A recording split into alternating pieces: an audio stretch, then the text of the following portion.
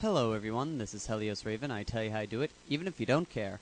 And we're going to continue our in-depth look of the forces of Orks with the Armada Handbook. Now, the Armada Handbook for the Orks was basically like the Eldar. They didn't get much. What they most primarily got was a couple of extra character ships to make them more distinct than anything else. But one thing that they got was the Ork Hulk. This thing was a massive vessel. What it basically was is a space Hulk that the Orks that flew into Ork territory, and the Orks put a bunch of ship bits to it and hollowed it out and made it fly. And I could have just hallucinated or something, but I could have sworn I found a model of this on Games Workshop's website a couple of weeks ago. And when I went there to look for it to get a picture for today's video, I couldn't find it anymore. So either I was gone crazy and I just thought I saw it, or Games Workshop stopped producing the model. If that is the case, that is very, very sad. And now, going on, the Ork Hulk had about a few major weaknesses to it. The first was its speed. It was only speed 10 centimeters. Its turns were special, and it hindered its mobility very much so. And it was armor 4, which basically made it was as easy to wound as an Eldar craft. Granted, it still had its ability to not take critical damage on any dice result lower than a 6, and it couldn't repair critical damage, which was a problem. Other than that, this thing it dwarfs the Planet Killer in comparison, if you ask me. Granted, the Planet Killer has a lot of firepower going for it, but I think the Ork Hulk is a much more powerful vessel, despite its lack of a Armageddon gun. Between the two, I'd probably rather want to fight a Planet Killer than an Ork Hulk. And let's go on. Its defense hit points is 40, which is just unheard of. That is just ridiculous. It has 3 shields and 6 turrets, so this thing's well protected against not only ordnance, but against regular space vessels and such, so that's really, really ridiculous. And going on, we've noticed that its armaments were nothing to look down on. It had on its front arc, it had one guns battery, range 45 centimeters, 2d6 plus 6. So no matter what, you're guaranteed at least a strength 6 volley, which is ridiculous. POW torpedoes at speed 30 centimeters, 2d6 at firepower strength, and a POW heavy guns battery 15 centimeters, strength 8. That is just ridiculous. That is a whole mess of firepower, and that we just got into its front arc. Now, this ship also introduced for the Orks lances. It has dorsal lances have range 60 centimeters at 4 strength firepower all around. So any direction you come from it, within 60 centimeters, you're going to get 4 lances shooting right at you, which is ridiculous. And then on its right side, it has starboard guns battery, range 45 centimeters, strength 2d6 plus 6.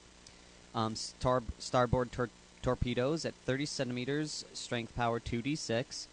And starboard launch bays with fighter bombers at 25 centimeters and assault boats for 30 centimeters at 2d6 plus... I'm sorry, at 1d6 plus 2. It then also had on its left side basically the same armaments, and also introducing an interesting concept for Battlefleet Gothic ships. It had aft guns. It's a guns weapon battery, range 45 centimeters, power 2d6 plus 6, and it fired in its rear arc.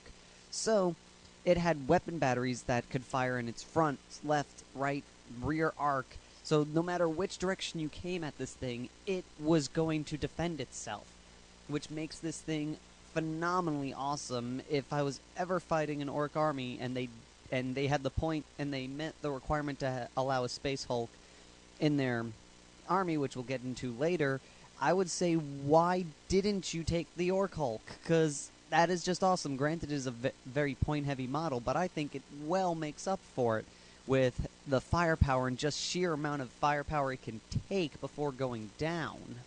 Now, granted, even though it is a very powerful vehicle, it did come with a bunch of special rules, some which benefited it and some which hindered it a little bit. Like, for start off with its leadership. Because of how big the ship is and how shoddily how shoddily Ork communication systems can be, which is i.e. shouting very loudly, the Space Hulk, sorry, I keep calling it a Space Hulk, the Ork Hulk is always a leadership of 6. Now, when you place a Warlord on an Ork Hulk, it does not double its boarding value, and also the Warlord's upgrades are modified as noted. The looted torpedoes and Manica gunners upgrades can be used to affect only one weapon system or torpedo battery per turn. Which system is being affected must be nominated before the roll is made for its effectiveness. The reroll can't be transferred elsewhere afterwards. So basically, it's saying if you decide, okay, I'm going to do it on the dorsal lances, and you decide, oh, I'm not going to use the reroll, you can't switch that reroll over to the heavy gunners in the front. So you basically, if you don't use it, you lose the reroll, which is basically all it's saying. The extra power fields cost 50 points instead of 25 points. The Mad Mechs enable the Hulk to ignore the effects of a critical hit on a roll of a 6. And Mega Armored Boarding Parties is unchanged. In terms of special orders, the Hulk may not use Come to a New Heading or Burn Retros. In terms of movement, the Hulk must move 10 centimeters in a straight line each turn. No more, no less. And Space Hulks likewise do not have their speed reduced by blast markers or damage. When turning, the Space Hulk may turn up to 45 degrees and only in every second movement phase. And the turn must be taken at the end of the Space Hulk's 10 centimeter movement. Now, I know I keep calling it a Space Hulk because that's what it actually says in the rules here. And what it basically means is turn 1, it moves 10 centimeters. Turn 2, it moves 10 centimeters again, and you're allowed to turn it 45 degrees at that point. Turn 3, it moves another 10 centimeters. Turn 4, it moves another 10 centimeters, and then at the end of that turn, you may turn it another 45 degrees. In terms of gravity wells, it may, if the Hulk is within a gravity well of a planet or moon at the end of its movement phase, it can make a single 45-degree turn towards the planet or moon, regardless of whether or not it turned in its last movement phase.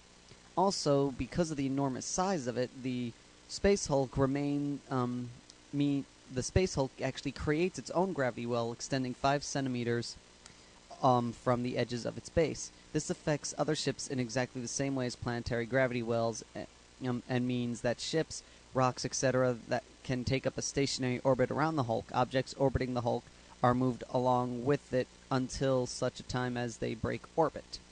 And that was the Space Hulk, the Ork Space Hulk. It was a pretty ridiculous vehicle, and like I said, I'd be very shocked if I didn't find a army that didn't have one. There was also one thing, is the Space Hulk is so massive that damage applies to it in a very different way.